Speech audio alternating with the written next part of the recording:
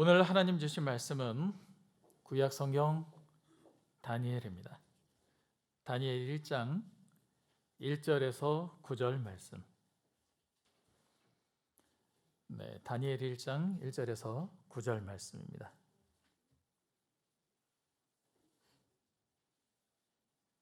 제가 봉독 드리도록 하겠습니다.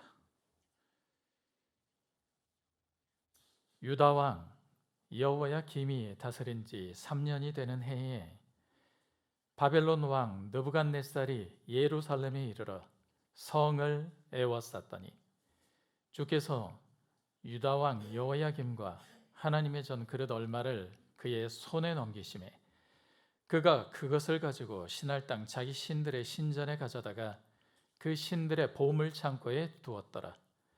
왕이 환관장 아스부나스에게 말하여 이스라엘 자손 중에서 왕족과 귀족 몇 사람 곧 흠이 없고 용모가 아름다우며 모든 지혜를 통찰하며 지식에 통달하며 학문에 익숙하여 왕궁에 설만한 소년을 데려오게 하였고 그들에게 갈대아 사람의 학문과 언어를 가르치게 하였고 또 왕이 지정하여 그들에게 왕의 음식과 그가 마시는 포도주에서 날마다 쓸 것을 주어 3년을 기르게 하였으니 그 후에 그들은 왕 앞에 서게 될 것이더라. 그들 가운데는 유다 자손 곧 다니엘과 하나냐와 미사엘과 아사랴가 있었더니 환관장이 그들의 이름을 고쳐 다니엘은 벨드사살이라 하고 하나냐는 사드락이라 하고 미사엘은 메삭이라 하고 아사랴는 아벳느고라 하였더라. 다니엘은 뜻을 정하여 왕의 음식과 그가 마시는 포도주로 자기를 더럽히지 아니하리라 하고 자기를 더럽히지 아니하도록 환관장에게 구하니 하나님이 다니엘로 하여금 환관장에게 은혜와 긍휼을 얻게 하신지라. 아멘. 얼마 전에 한 인터넷 언론사의 대표가 자신이 걸어왔던 삶의 발자취를 영상으로 만들어서 본인의 유튜브 채널에 올렸습니다. 그분 5살 때에 어머니가 돌아가셨답니다. 너무나 큰 슬픔이었는데 충격적인 일은 그 다음에 일어났어요. 아버지가 어린이 아이를 고아원에 보내버린 겁니다. 어떻게 아버지가 자식을 버릴 수가 있나? 그 상처는 너무나도 깊었답니다. 그것은 그 당시 고아원 생활을 하면서 당한 여러 괴로웠던 일들보다 더 그분을 가슴 아프게 만든 것이었다고 해요. 그 상처는 그분을 평생 따라다녔다고 합니다. 그런데 그 영상을 본 그분의 친구가 새벽 3시 30분에 SNS로 장문의 글을 보내왔어요. 깊은 밤 새벽 3시 반 그 시간에 보낸 60줄에 들어설 친구의 글에는 진심이 그대로 담겨 있었습니다. 난 말이야, 부모님이 두 분 다 고려대 정책과 영문과를 나오신 엘리트였어. 근데 아버지는 맨날 깡패같이 날 두들겨 팼고 어머니는 지나친 엘리트주의자로 날 엘리트가 되라고 쥐잡듯 했어. 결국 두 분은 이혼하셨고 난 양쪽을 이리저리 다니면서 고통스럽게 자랐지. 사나이마다 맞다시피 했으니까. 집은 부유했는데 내가 무엇을 제일 부러워했는지 알아? 고아원 원생들이었어. 괴롭히는 부모 없는 고아원에서 살아봤으면 좋겠다는 게 내 꿈이었어. 내 이름 밝히지 말고 이런 인생도 있었다고 소개해봐. 자가용과 에어컨이 있는 집에서 살면서 고아원을 꿈꿨던 소년. 인생 아이러니하지. 두 분이 일찍 이혼하셔서 난 형제가 없어. 두 분 다 재혼하셨는데 난 두 집을 왔다 갔다 하면서 엄청난 고생을 했지. 자네는 상상도 못할 거야. 고등학생이 택시나 자가용만 타고 호텔, 사우나를 다녔어. 근데 밤에 잠들면 우리 아버지가 나를 죽일까 봐 이를 악물고 안 자려고 노력하다가 까무라치듯 잠들었지. 그래서 아직도 불면증이 있어. 잠이 들만 하면 놀라서 벌떡 깨. 평생 수면제 없이는 못 자. 나 같은 삶이 상상이 돼. 다음 생이 있다면 우리 서로 합쳤다가 각각 반으로 나누자. 정말 고아원이 부러웠어. 다시 태어나면 부모 없이 자라게 해달라는 게 소원이었어. 네, 그 언론사 대표나 그의 친구, 사회적으로 성공했다고 인정받는 사람들입니다. 남보기엔 별 어려움 없이 순탄하게 살아온 사람으로 보여요. 그들의 지금의 생활은 누가 보더라도 부러움을 살 만한 모습들입니다. 그러나 그 인생길도 그렇게 힘들었다는 얘기죠. 그 트라우마 속에서 아직도 평안과 행복을 얻지 못하고 살아가고 있습니다. 겉보기로는 별 문제 없어 보이는 사람들, 그러나 그 속에는 아픔과 괴로움이 자리 잡고 있어서 수면제 없이는 잠이 들지 못하는 사람들이 적지 않습니다.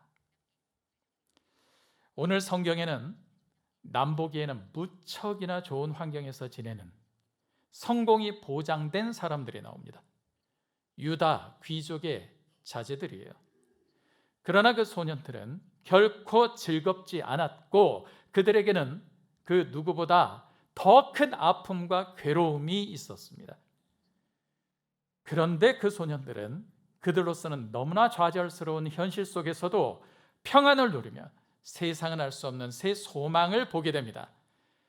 하나님의 이 귀한 말씀을 통해서 이 시간 하나님의 살아계심을 몸과 마음에 체험하시며 새 힘 얻어 쓴뿌리와 같은 고통의 멍에는 벗어버리고 온전히 승리하시는 여러분 되시기를 주의 이름으로 축복합니다. 오늘 주신 하나님의 말씀을 보다 깊이 이해하기 위해서는 어느 정도 역사적인 지식이 필요합니다. 오늘 성경 1장 1절에 유다 왕 여호야김이 다스린 지 3년이 되는 해에 바벨론 왕 느부갓네살이 예루살렘에 이르러 성을 에워쌌더니 하시죠. 이어지는 모든 말씀들은 바벨론이 예루살렘 성을 에워싼 결과로 나타난 일들입니다. 그러므로 바벨론이 어떤 나라였는지를 알아야겠죠.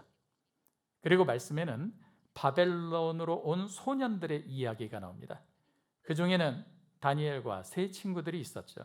그 소년들은 바벨론 왕 앞에 서기 위해서 왕의 명을 받은 환관장 아스부나스에 의해 3년을 길러졌다고 합니다. 그들은 왜 바벨론에 왔을까요? 그리고 그들이 배웠던 갈대아 사람의 학문과 언어는 뭘까요? 고대 예적 사람들에게도 참 다양하고 많은 지식들이 있었습니다. 그 지식들 중에 가장 높은 수준의 학문으로 여겨졌던 것이 천문학입니다. 옛 사람들은 밤하늘을 신들이 자기를 드러내는 공간으로 여겼습니다. 그들은 그 밤하늘을 바라다보며 관찰하고 또 연구했습니다. 그렇게 수천 년에 걸쳐 쌓여온 지식들이 천문학으로 체계화되는데 그 밤하늘을 보고 관찰한 지식들을 집대성한 사람들이 고대 그리스 학자들입니다. 그들은 밤하늘의 12개의 별자리와 그 운행에 따라 인간의 삶이 결정된다고 생각했어요. 그 12개의 별자리를 학문적으로 말하면 황도 12궁이라고 합니다. 그런 지식들을 옛날 사람들의 것이라고 가볍게 여길 수만은 없어요. 사자자리, 물병자리, 전갈자리 이런 별자리 이야기가 21세기를 사는 현대인들에게도 흥미를 주고 있잖아요. 그렇게 고대 그리스 사람들의 학문이 현대에까지 영향을 미치고 있는 겁니다. 그런데 역사 속에서 바로 그 별자리 황도 12궁을 최초로 체계화시켰던 사람들이 바로 바벨론의 천문학자들입니다. 오늘 성경의 소년들이 배운 학문이 갈대아 사람의 학문과 언어였죠. 우리가 학교 다닐 때 교과서에서 접했던 메소포타미아인들의 지식을 말합니다. 메소포타미아 문명은 헨리 해성의 공전 주기를 관측할 정도였다고 전해져요. 그 고대 메소포타미아 문명으로부터 전해 내려오는 천문학의 지식들을 바벨론의 천문학자들이 체계화시킨 겁니다. 그 바벨론의 지식을 소년들에게 배우게 한다. 이게 어떤 의미일까요?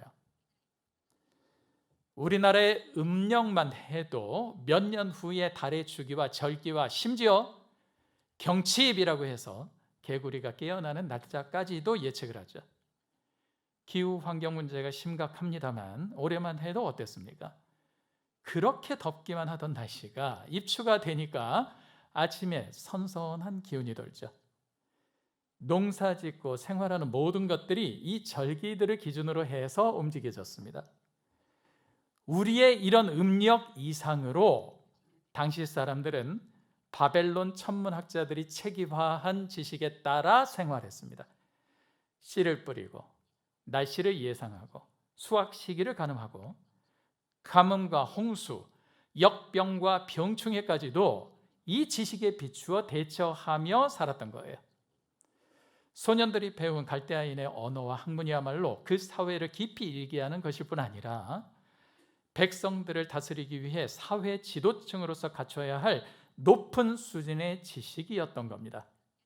그 학문이야말로 그 자체로 권력이고 돈이요, 성공을 담보하는 가장 확실한 조건이었던 겁니다. 그런 선진적 학문과 강력한 군사력을 가진 거대 제국 바벨론이 강원도만한 작은 유다 나라를 침공합니다. 바벨론의 입장에서 목표는 따로 있었습니다. 당대 최고의 곡창지대였던 이집트였어요. 이집트를 점령하기 위해서는 이집트와 밀접한 관계를 맺고 있는 유다를 먼저 쳐야 했습니다. 바벨론은 유다를 3번에 걸쳐 침공을 합니다. 그때마다 유다는 패하고 전쟁에서 진 대가를 치르게 돼요. 1차 침공 때는 성전의 기물들을 빼앗기고 유다의 왕족과 귀족, 그들의 자녀들이 끌려갑니다. 이집트에게 등을 돌리게 하고 바벨론의 편에 서게 하기 위해서 볼모로 왕족과 귀족들의 자녀들을 잡아간 것이에요. 그때가 유다 왕 여호야김이 왕위에 오른 지 3년, BC 605년입니다. 그래도 유다는 이집트 편에 서서 이집트를 의지하려 해요. 그러자 바벨론은 2번째로 유다를 쳐들어옵니다. 그때 에스겔과 1만 명의 기술자들이 끌려갑니다. 그래도 유다가 이집트 편에 서니 바벨론은 3차로 유다를 침공하는데 그때는 예루살렘을 황폐화시켜버립니다. 성전도 무너뜨려요. 그리고 유다의 남은 백성들이 바벨론으로 끌려가게 됩니다. 그렇게 유다는 멸망하고 마는데 BC 586년이에요. 오늘 성경 다니엘 1장은 바로 바벨론의 1차 침공을 배경으로 하고 있습니다. 사로잡혀간 소년들은 왕족과 귀족의 자녀들이었습니다. 오늘 성경 3절과 4절을 보면요, 왕이 환관장 아스부나스에게 왕족과 귀족 소년들을 데려오게 해서 학문을 배우게 하죠. 바로 이런 역사적 배경이 있는 겁니다. 그렇다면 이들이 잡혀오게 된 진짜 이유는 뭘까요? 그 당시 유다 나라는 그야말로 구제불능 상태였습니다. 사회 정의는 무너지고 하나님의 말씀은 외면받았습니다. 불법이 횡행하고 거짓이 일상화되어 있었어요. 당시 유다가 어떤 상태였는지 하나님께서는 예레미야 5장 1절을 통해 말씀하십니다. 너희는 예루살렘 거리로 빨리 다니며 그 넓은 거리에서 찾아보고 알라. 너희가 만일 정의를 행하며 진리를 구하는 자를 한 사람이라도 찾으면 내가 이 성읍을 용서하리라. 아멘. 소돔과 고모라에서 의인 10명을 찾으셨던 하나님께서는 여호야김 왕의 시대 유다에서 단 한 사람의 의인을 찾고 계신 거예요. 그러나 유다 백성들이 여호와께서 살아계심을 두고 맹세할지라도 실상은 거짓 맹세였습니다. 선지자들은 거짓을 예언하고 제사장들은 자기 권력으로 다스리고 백성들은 그것을 분별하지 못하고 그에 따르니 그 결국에는 어찌하려느냐 하는 것이 선지자 예레미야의 탄식이었습니다. 바벨론이 3차례 침공을 하죠. 하나님께서는 그만큼 기회를 주신 것이에요.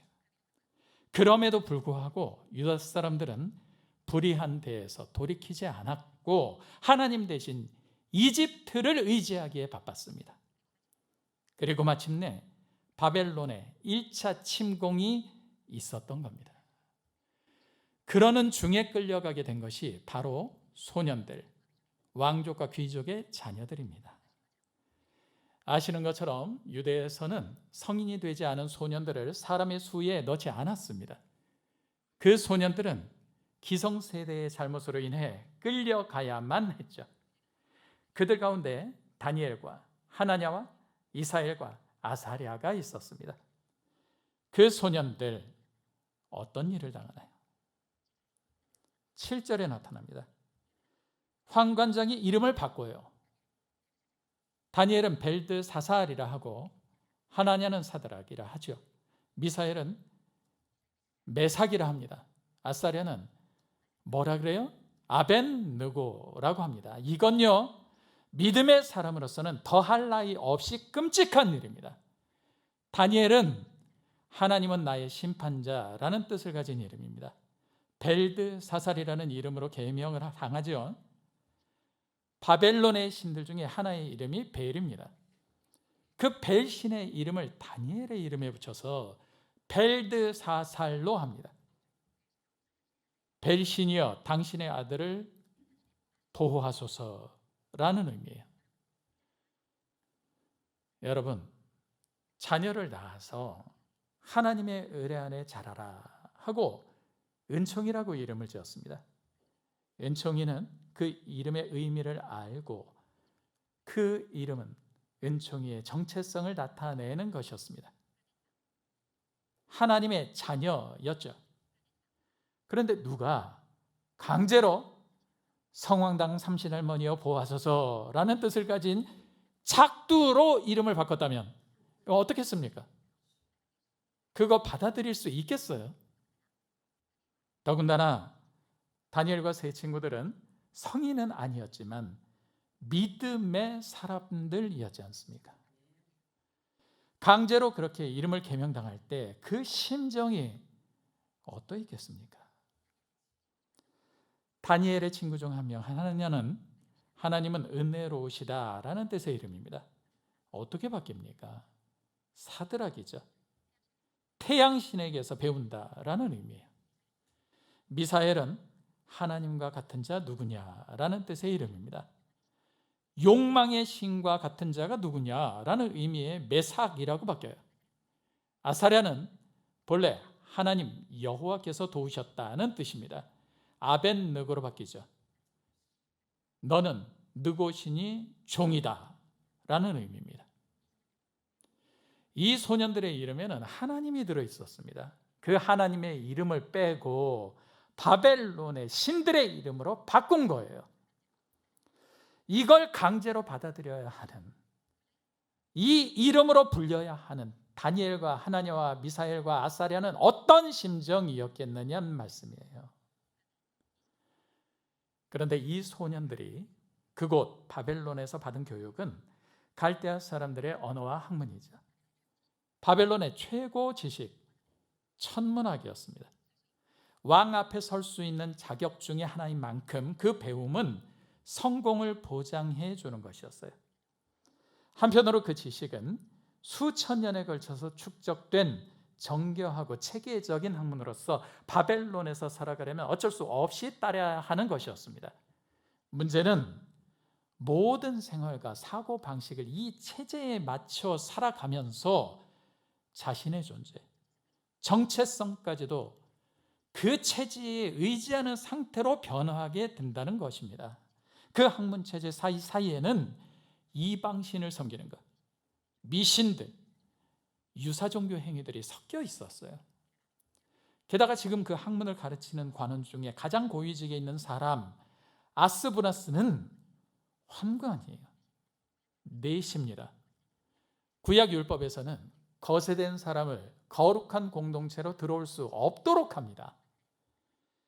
이방 나라에 끌려와서 계명을 당하고 이방 나라 왕 앞에 서기 위해서 환관에게 교육을 받는 믿음의 소년들, 그 심정은 어떠했겠습니까? 소년들의 그 불편한 마음, 좌절, 눈물이 보이십니까? 바벨론 왕은 소년들을 3년 동안 기르게 했죠.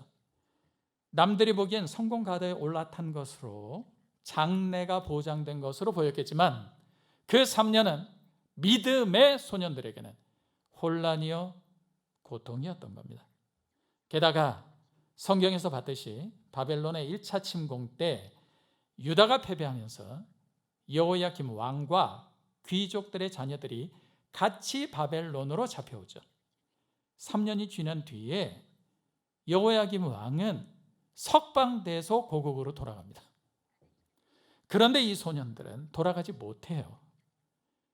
참고 견디면 고국으로 돌아갈 수 있으리라. 소년들이 가졌던 한 가닥 희망마저도 사라졌던 것이 그 3년이라는 기간이었던 겁니다.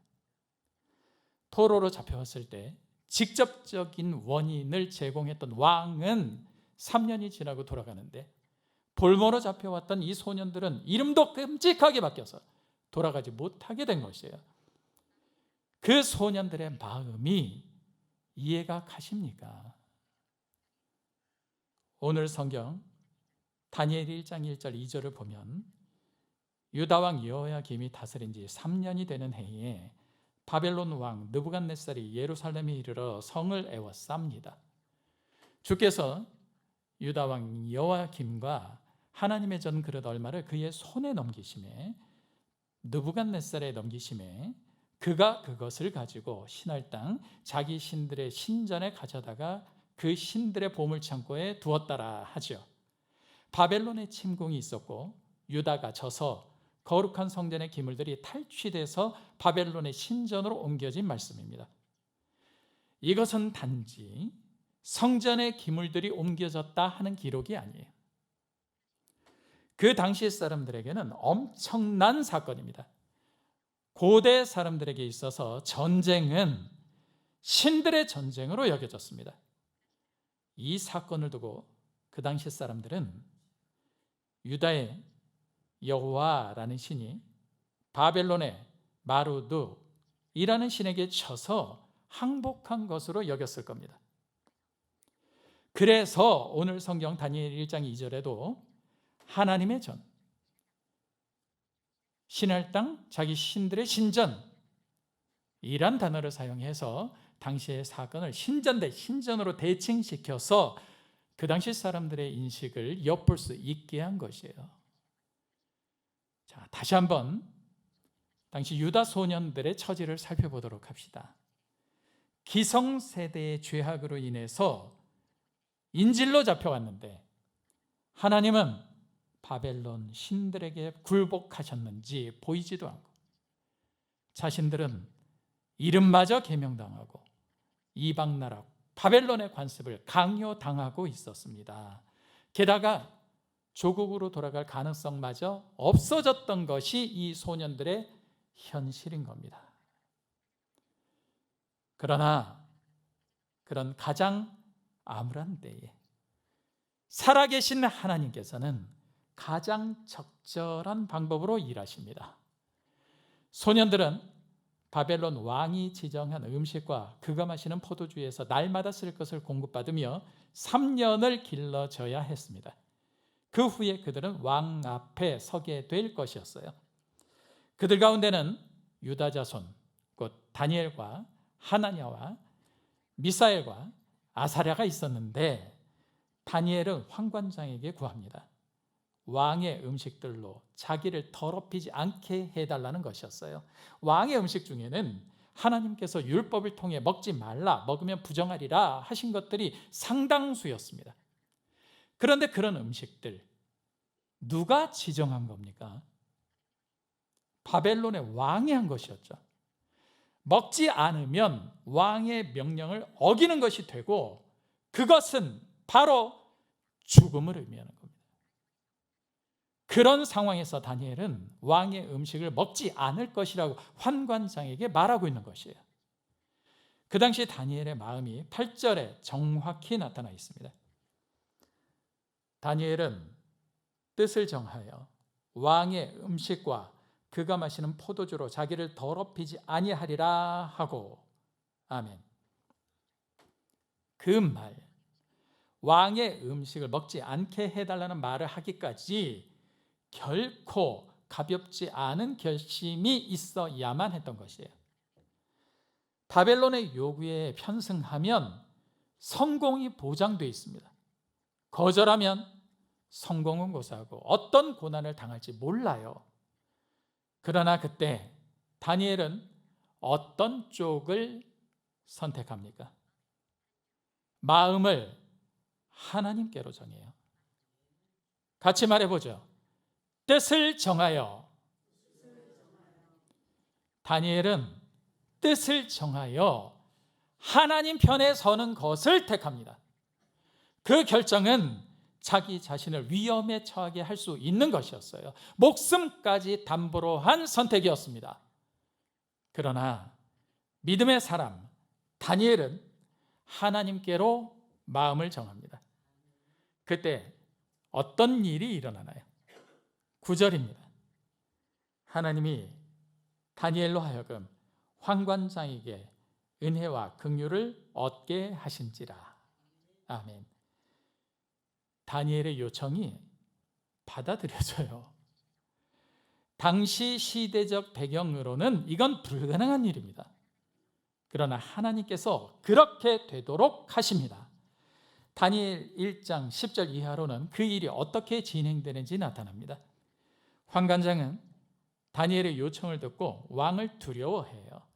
왕이 소년들의 먹을 것과 마실 것을 지정을 했는데 그 명령을 따르지 않다가 소년들의 얼굴이 초췌해져서 같은 또래의 다른 소년들만 못한 것을 왕이 보게 되면 자기 머리가 위태롭게 될 것을 알았기 때문입니다. 그런 중에 다니엘이 자기와 세 친구들을 감독하는 자에게 말합니다. 열흘 동안 시험하여 채식을 먹게 하고 물을 주어 마시게 한 후에 당신 앞에서 우리 얼굴과 왕의 음식을 먹는 소년들의 얼굴을 비교하여 봐서 당신이 보는 대로 행하소서 하는 거였어요. 놀라운 건요, 다니엘의 그 제안을 들은 환관장이나 감독관이 그 말에 따른다는 거예요. 거대 제국 바벨론의 포로로 잡혀온 소년이 지엄한 왕의 명령을 어기려 하는데 그 요청을 수락한다. 하나님의 개입 없이는 불가능한 일이에요. 그리고 정말로 열흘 동안 시험합니다. 어떻게 됐나요? 열흘 후에 다니엘과 세 친구의 얼굴이 더욱 아름답고 살이 더욱 윤택해서 왕의 음식을 먹는 다른 소년들보다 더 좋아 보입니다. 그래서 감독하는 자가 소년들에게 지정된 음식과 마실 포도주를 제하죠. 그리고 채식을 주게 돼요. 하나님께서는 오늘 성경 말씀을 통해서 오늘을 사는 우리에게 어떤 말씀을 주고 계십니까? 이 내용을 보고요, 다니엘 세라피라고 해서 피부관리법을 권하신 분도 있다고 해요. 언니도 그렇게 해봐 얼굴이 정말 탱탱해져 하는 분도 있답니다. 하나님께서 이 성경 말씀을 통해 주시고자 하시는 말씀은 그 정도 깊이의 말씀이 아니죠. 하나님께서는 스스로에 대해 질투하시는 하나님이시라고 말씀하십니다. 하나님은 스스로 계신 분으로서 천지를 지으신 만유보다도 크신 존재로서 인정받고 찬양받기를 원하시는 하나님인 것을 우리가 알지 않습니까? 그 하나님께서 하나님의 성정 기물을 탈취당하는 것을 두고 보실 만큼 스스로 낮아지시고 그런 굴욕적인 상황을 당하시면서까지 돌이켜 하나님께로 돌아오기를 바라셨던 것이 자기 백성들이었던 것 아니에요? 그러나 그들은 끝내 돌아오지 않았죠. 그러나 사람의 수를 셀 때에도 포함되지 않았던, 그러나 믿음의 사람이었던 이 소년들에게 하나님께서는 분명히 드러내 보여주십니다. 하나님은 살았고 어느 때라도 믿음의 사람과 함께 하신다는 사실이에요. 하나님께서는 이 4명의 소년에게 학문을 주시고 모든 서적을 깨닫게 하시고 지혜를 주십니다. 다니엘에게는 또 모든 환상과 꿈을 깨달아 아는 지혜를 주셔요. 이제 왕이 말한 대로 그들을 불러들일 기한이 되고 환관장이 그들을 바벨론 제국의 왕 느부갓네살의 앞으로 데리고 갑니다. 왕이 다니엘과 하나냐와 미사엘과 아사랴와 대화를 나눠요. 단연탁월했습니다.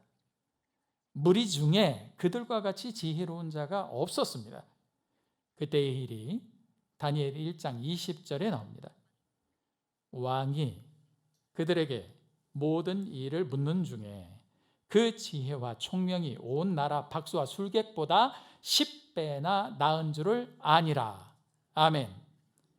그것은 하나님께서 살아계심을 왕과 온 바벨론에게 보이시는 하나님의 역사였습니다. 하나님께서 오늘 우리에게 어떤 말씀을 주십니까? 소년들 왜 얼굴빛이 좋아졌나요? 환관장이 왜 다니엘의 그 터무니없는 요청을 들어주고 감독관은 왜 열흘 동안 시험해 봅니까? 살아계신 하나님께서 하신 일이죠. 그 일의 시작은 다니엘이 하나님께 뜻을 정했을 때입니다. 여러분, 인생길 어떠세요? 쉽기만 하던가요? 한 고비 넘기면 또 한 고비가 오지 않던가요? 향기나는 향수와 화장과 애써 만든 표정으로 가려보려 합니다만 마음속 얼굴빛, 좋을 날이 얼마던가요? 뜻을 하나님께로 정합시다. 마음을 하나님께로 정하시기 바랍니다. 참 평안 다른 어디에도 없습니다. 살아보셨으니 알잖아요. 인내하신 하나님께서는 우리의 부족함을 들춰서 그것들을 책잡아 이리저리 하려 하시는 하나님이 아닙니다. 마음을 하나님께로 향하고 있는 믿음의 사람을 찾으시고 그와 함께 하시며 세상이 알지 못하는 평안으로 희락과 사랑으로 이끄시기를 기뻐하시는 하나님이십니다. 마음을 하나님께로 정한 이들이 누리는 복에 대해 시인은 시편 108편에서 이렇게 노래합니다. 하나님이여 내 마음을 정하였사오니 내가 노래하며 나의 마음을 다하여 찬양하리로다. 비파야 수금아 깰지어다. 내가 새벽을 깨우리로다. 여호와여 내가 만민 중에서 주께 감사하고 문나라 중에서 주를 찬양하오리니 주의 인자하심이 하늘보다 높으시며 주의 진실은 궁창에까지 이르나이다. 하나님이여 주는 하늘 위에 높이 들리시며 주의 영광이 온 땅에서 높임 받으시기를 원하나이다. 아멘. 하나님께로 마음을 정하니 근심에 눌려서 열리지 않던 입이 열려서 하나님을 찬양하게 되는 거예요. 그것뿐이 아니에요. 생수의 강이 넘쳐 흐르는 것 같은 은혜가 있으니 비파야 수금아 깰지어다. 악기들에게도 말을 해요. 그 환희에 찬 충만함이 저와 여러분의 것이 되기를 소망합니다. 그 구원의 은총을 감사하며 영광을 하나님께 돌립니다. 하나님이여 주는 하늘 위에 높이 들리시며 주의 영광이 온 땅에서 높임 받으시기를 원하나이다. 아멘. 오늘 말씀을 통해 주시는 하나님의 말씀을 복으로 받으시기 바랍니다. 하나님께서는 우리와 함께 하시기를 원하셔요. 마음을 주께로 정하시기 바랍니다. 하나님 안에서 참 평안과 기쁨으로 사랑과 은혜가 가득한 얼굴로 빛이 나는 우리 모두이기를 주님의 이름으로 축복합니다. 기도하겠습니다.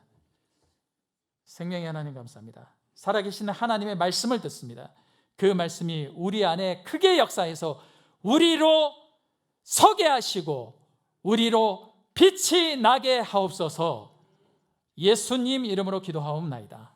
아멘. 축복받겠습니다.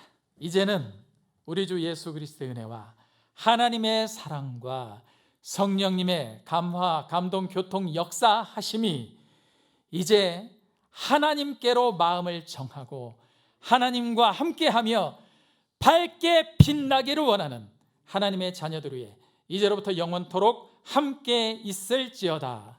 아멘.